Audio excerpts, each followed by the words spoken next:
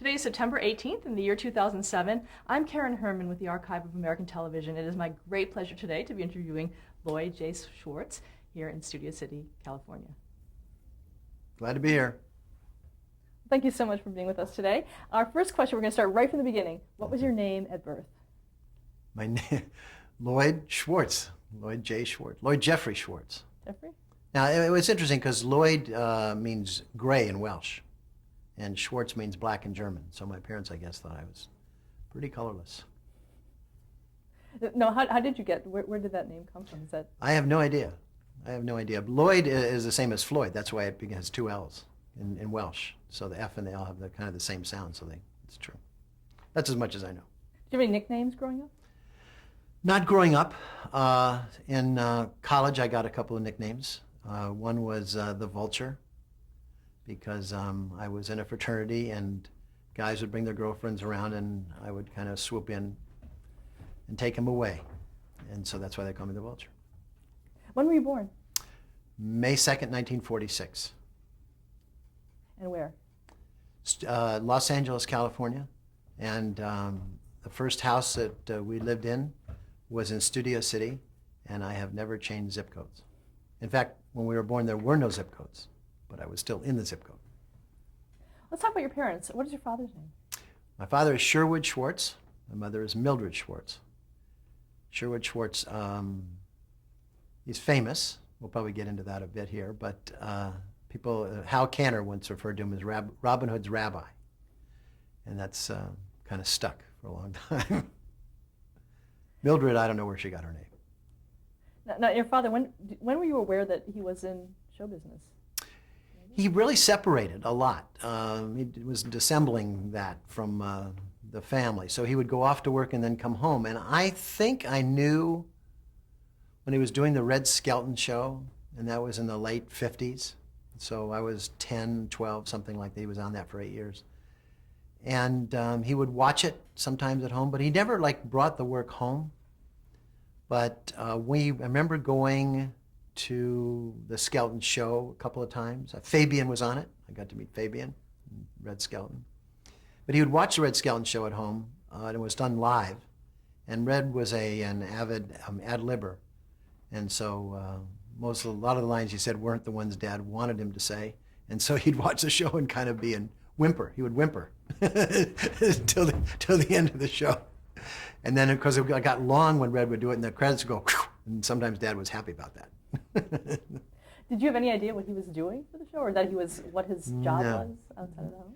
No, I knew he was head writer. But I'll tell you a story where my continuing influence on television began when I was 11. And he was at his office at can we hold? So I have a continuing influence on television, beginning with the age of 11. And Dad was working at Television City, and a good friend of his was Rod Serling. So Rod Serling, and the conference room at CBS was right across from where his office was. And Rod Serling came out, and Dad came out of it. They happened to run into each other, and Rod looked very upset, and Dad said, "What's the matter?" And he said, "Well, we're having a meeting, and they're going to cancel Twilight Zone." This is after the first year. Dad said, "Why?" He said, "Well, this was before research and things." So he said, "Well, it seems that nobody's really understanding the show." And Dad said, "Well, my 11-year-old son, Lloyd, watches it all the time, and all of his friends in junior high talk about it." And Rod Serling said, "Is that right?" And he said, "Yes." And he went running back into the room, and they picked it up for another year. So that was the beginning of my influence on television. Oh. Now, when you were at home, did he ever bring any of the people he worked with to the home? Were you surrounded by writers and things going on? Writers, yeah. No performers, because at that time the only performer was Red Skelton, and they weren't. I don't think he brought Red Skelton anywhere. But writers, it was funny because a lot of the early he wrote one of the first TV shows, which was I Married Joan, and most of the writers had come from radio, and so those writers all went on and have their own shows, and so a lot of his friends were the Mel Shavelsons and Milt Josephsbergs and Mort Lockman, and just a lot of them were the family friends. There was Leo Solomon and a lot of them, and so our peer group of friends were their kids. Al Canner and all. So I got to know all of them. And it was ironic, was much later when I was producing, I'm jumping ahead a little bit, when I was producing Brady Bunch, some of these same writers would come in, and I was the youngest producer in the business. And I would have to tell them what to do. And I was Lloydy to them, and they had been at my bar mitzvah. And it was a little awkward, but it was, it was a kind of a baptism, if that's not the wrong term because I just used bar mitzvah. But anyway, it was an interesting beginning to that part of my career. Talk to me about your mother.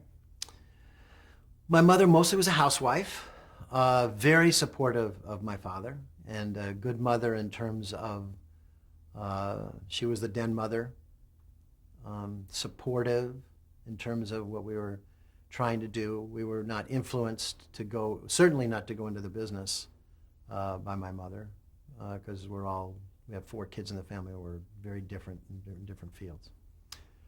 But my memories of her were totally the mother kind of memories. I mean, there was nothing about what I was doing in terms of what she was, she went to the Little League games with the Cub Scouts and things.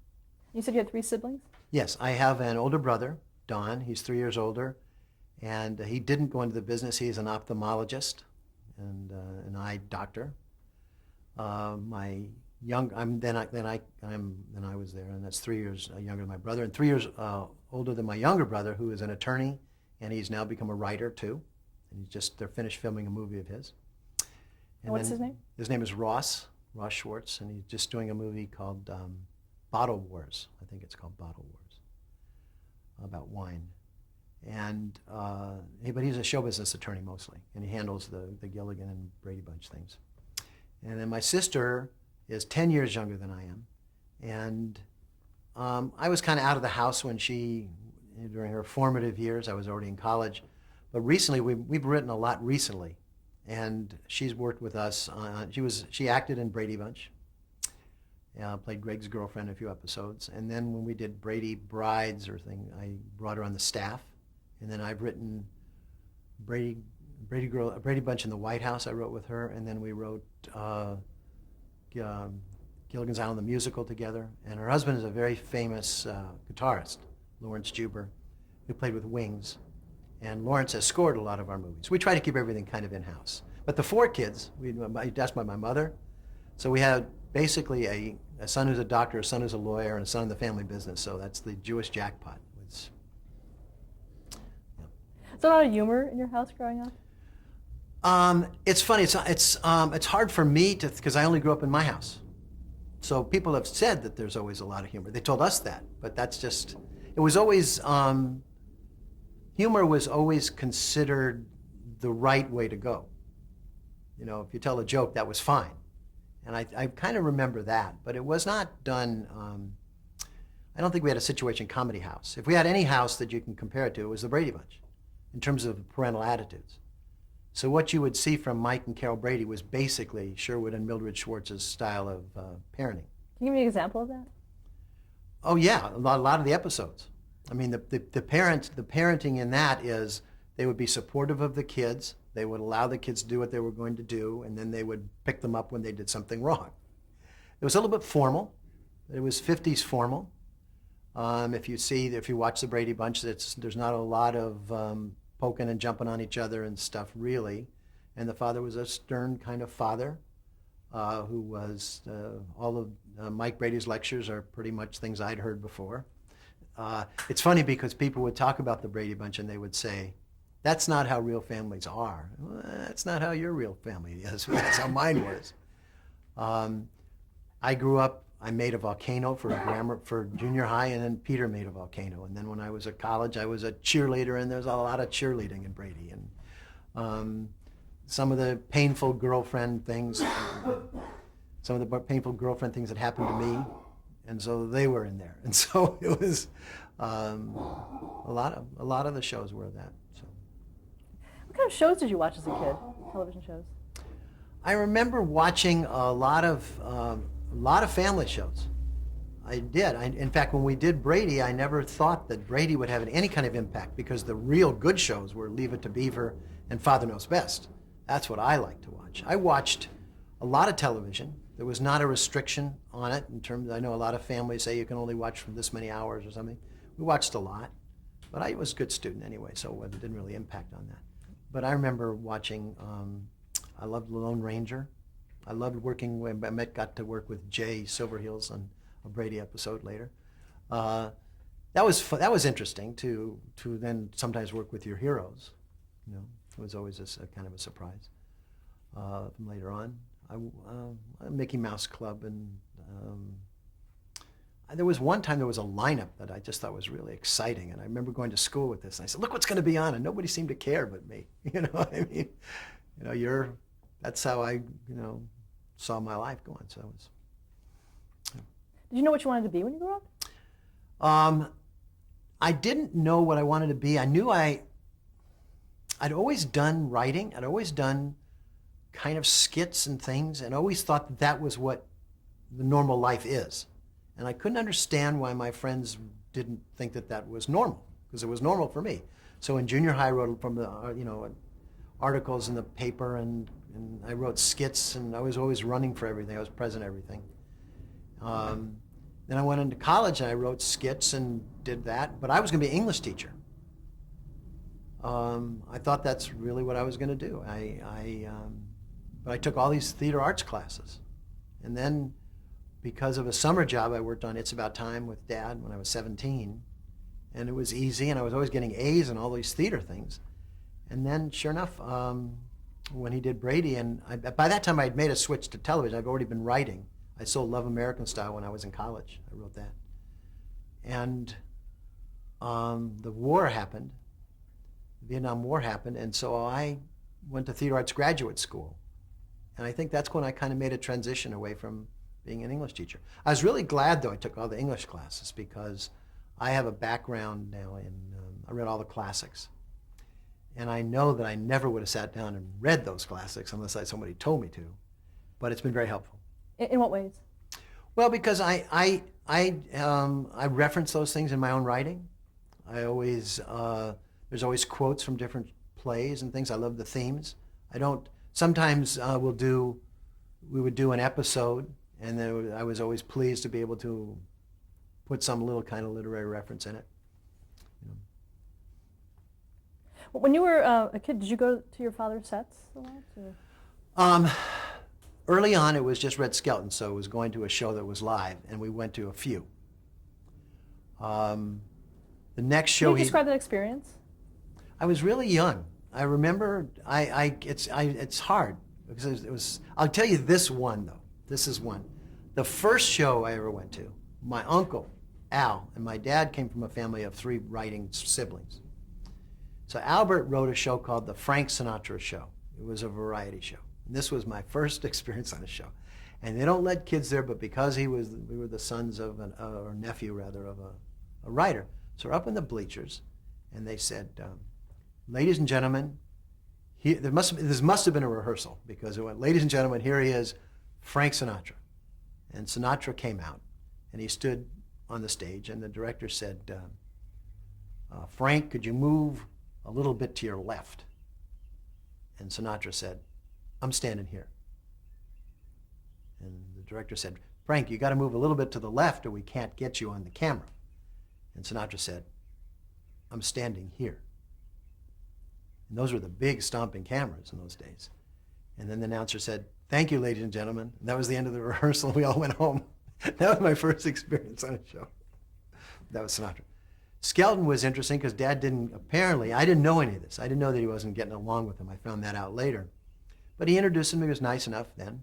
And I got to meet Fabian. And the show didn't mean much to me because I was really young. We never went on the set of, he then did My Favorite Martian. Never was on the set for that. When he did Gilligan, I was on the set. And we went to filming. And I remember I'd already taken, so this was probably 1964, and I was a senior in high school. I remember going onto the set, and I remember seeing the camera, and then there was the actor, and way back behind the camera was a stand, gobo stand, and on top of it was a branch. hooked into the stand was a branch. It was way back there. And I'm looking at this thing, and everybody said, don't move that. But it was way over there. Why would they move? I mean, it was like, and finally it was explained to me that that branch was creating a shadow over where the boom microphone was to cover that shadow. And I'll tell you, up until that moment, when I'd gone onto the set, I looked around, and I was a teenager, and I knew everything there was to know about show business. Immediately, within a minute, I got it all. There was actors, there was camera. What is that? Why is that even interesting? But as soon as that boom, why was that thing there with that? And since that day, I've always been interested on a set. There's always something to learn, a little something that you didn't know, so. Now, what was the experience like of watching Gilligan's Island being filmed? It was very, what's the right word? I remember there was a stunt. The first one, when I was there was a stunt. And Gilligan was going to shoot an arrow into Gilligan. And he was next to a tree. And I'm going, how are they going to do this? And it was depressing was the word I was looking for. Okay. And they stood him next to the tree, and then they had shot the guy with a bow like this. And then they put the arrow in the tree. And a guy went up and hit it like that. So the arrow never went into the tree next to him. Whew! I thought it was going to hit him, and how are they going to miss him? And I was so depressed by that, because stunts are always done the cheapest, safest way, not the exciting way. And then I go, oh no. I saw people go down to quicksand. We were on one set, and the spaceship had to go up. And we're inside the spaceship, and the spaceship goes, how are they going to do this? No, they had two guys holding trees outside, and they lowered the trees outside the window. That's how the spaceship went up. So that was, it was depressing to me. And it was interesting that the actors weren't like they were on television. Some were, some weren't. But Russell Johnson, who played the professor, was a very slap on the back kind of telling bawdy jokes guy.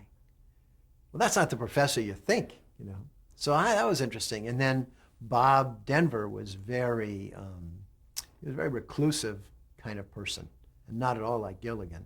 And I became very good friends with Bob later, but it was just interesting that was, I was suckered in, as everybody is. You watch television, you want people to be like they are, but they're not. Did you ever do any work on the original series? On the original series, I held cue cards one day. They were doing the show where the castaways were doing a musical version of Hamlet. And so I had a little stick, I remember, and I pointed out the lyrics, mostly to Jim Backus. Yeah, I would always go to Jim. I would go to Jim, and I would do my impressions of James Dean. I don't think he was particularly impressed. I would go, they're tearing me apart! And he just wouldn't look at me like I was crazy. But he was a great guy, great guy. They're all really nice on that show. Tina, there were some issues with. But it's funny, later on produced the Rescue movies, and Tina wasn't in them. So I don't really have any, I don't know her like at all. But was she difficult? She was difficult in the original series? Yes, told me. I mean, wasn't around to really see it, but Dad would come home and say that she was tough again. You also mentioned that you worked on It's About Time. Yeah, the first real show business work I did was, I guess it was 64, 65 something. So I was either in college or just about to start college, and I was a dialogue coach. I was a dialogue coach for cavemen. What does that mean? Well, cavemen grunt a lot, and I would say, no, it's not or whatever. That was a caveman. But no, they actually had dialogue. Dialogue coach is basically, and that's how I began my career in earnest when we did Brady. You make sure they know their lines. And I would walk around with a script, and so when the actors would enter the scene, they would have their lines down, so there would not be an issue about that. And also I was Imogene Coca's chauffeur, too. I would pick her up in the mornings, and she was an incredibly talented woman, probably one of the most talented I've ever worked with. What was she like in person? Imogene is the shyest person alive, literally. If she was in this room, she would have her head down in the corner. And from what I understand, she never knew Sid Caesar. They would just talk on the set, and she's one of those people, when they turned the camera on, she just became this lioness. But other than that, she was just a meek woman, very, very clever, but you really had to get inside to be a friend of hers. And I was fortunate enough to become a friend of hers. But so people would always come up to her and they would say, "How's Sid?" Like, because everybody always thought of Sid Caesar and Imogene Coca. And she didn't know. She didn't know then. She wasn't going to know now. But, it's like when Florence and Bob and Brady, people would always say to Florence, "How's Bob?" And she doesn't really see him. She didn't see him. But we, have that view watching television. Did you work with Joey Ross, too? Yes, I did. Yes, I did. I don't know if I can say all this about Joey Ross, but he was a very different sort of person. His background was very baggy pants comedian. And I think at the time when I worked with him, I think he'd been married 24 times. And some legally, some not legally. And one of my jobs was to go get and meet at the gate some of his guests, these women guests that I would bring in. And I thought that they were guests. I was 17. I think we'll leave it there on that about Joey. But he was talented in his own way. And I think actually as a caveman, that ooh thing he did was pretty effective as a caveman. Yeah. Okay. And you mentioned, so while you were doing that, were you also writing? You were working on these? I'd always been writing. I'd always written. And then I was at UCLA. And at UCLA, my career, I was in television writing. I took a television writing and I have a master's in television writing. And a friend of mine was working on Love American Style, or we got a job to go pitch to Love American Style. It was the first year of that show. I didn't know much about it. And would I like to work with him on it? So we went. I remember going home to my parents' house. I lived at campus in a fraternity. I went home to my parents' house and I put on a coat and tie. And my dad said, he was home. He said, "Where are you going?" So I'm going to a meeting at Love American Style. He didn't arrange it or anything. And he said, "Well, why are you going like that?" And I said, "Well, I'm going to a meeting. I've seen you go to meetings." And he says, No, you're a writer. And he said, "Put on your vest and your beads and your sandals and then go to the meeting." And so, I learned there was some kind of pecking order in terms of wardrobe. So I went and I sold that. In that outfit? Yeah. And that was the first thing I sold. I was in college and I sold Love American Style. What was your episode, do you remember? It was called Love and the Athlete. And it was something about testing for, and believe it or not, in steroids. It was a long time. I guess I was ahead of my time. Testing for steroids. And some of the women athletes are supposed to be like men or something. And there was this incredibly fetching woman. And the guy had to go tell her she was a guy or something. I don't remember. It was something. Marty Allen was in it, and Eddie Mayhoff, but there was that. And then while I was in college too, I was a cheerleader, and I wrote all the material for cheerleaders. We were satirical kind of cheerleaders because this was the '60s. And remember, I wrote the nonviolent cheer, and it went lean to the left, lean to the right, stand up, sit down. That's it, because it was nonviolent. So, and I also was a comedian. And I was part of a black-white comedy team with my partner being a Black Panther. And we were thrown out of most of the clubs in Los Angeles. I would be in a coat and tie, and he'd be in a loincloth, and it was pretty wild stuff. Who was the partner? His name was Eddie Anderson. He has passed away. But it was good. He had a tremendous amount of charisma. And one of the reasons I went behind the camera was we were performing at the Troubadour one night, and we did very well. And we had some television offers and some albums and things, but I remember performing with him, and a guy came up to me the next day on campus. I was still at UCLA. And he said, "You're a good friend of Eddie's, aren't you?" And I said, "Yeah." And he said, "I saw him perform the other night at the Troubadour. I was the other guy. So I have to assume that I maybe didn't have as much charisma or made enough of an impression." So I stopped performing and continued writing. And while I was at UCLA and getting a degree in writing for the campus newspaper and everything, Dad started Brady Bunch. And he came and he said, got this new show, Brady Bunch. I'd been on the set one day at the pilot just to see what he was doing. I didn't have anything to do with the pilot. He said, I'd like you to be the dialogue coach. And I said, I don't think so. I said, you're only asking me to do that because I'm your son, and I don't want to go into that way. And he said, well, who would you think should be a dialogue coach on a show for kids? And I said, well, you should have somebody who's young. And he said, well, you're young. And he said, somebody who's worked with kids. And he said, well, you ran a summer camp, which I had. Somebody who's been a dialogue coach before. And he said, you were. He said, somebody who has an English degree, you do. Somebody who's been performing, you have. And it went like that. And I go, okay, there's nobody more perfect than me. And I started on the Brady Bunch while I was getting a master's degree. So I was doing two at the same time, two things. Did you start with the first episode after the First pilot? episode. Can you talk about what you remember leading into the creation of the show? Did your father talk to you about it? Do you know the origin? I wasn't involved at all in the creation of the show. The only thing I remember doing some of the casting. I remember he talked about that. I remember that. What about the casting? Well, I remember this. I remember, and I was a big fan of Ann B. Davis from Love That Bob Cummings show. Oh, we can hold it.